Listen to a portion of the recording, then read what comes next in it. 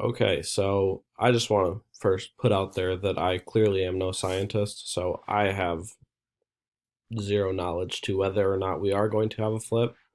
But my educated guess off of the chart that we had in our lab and the sites that I've read that were given to us says that it is very possible. And I would say yes to the fact that we may have a magnetic flip coming here soon.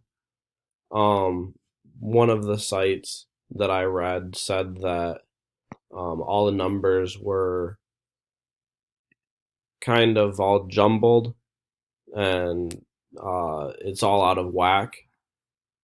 So it could be a flip soon. It could also mean that we're not going to have a flip for another 100,000 years.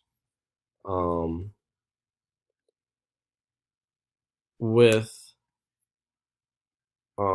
with that being said, there are things that are leading towards there being a flip, such as another article that I had read said that there was like a 10% decrease, and that's part of what led me to believe in the flip happening in the near future.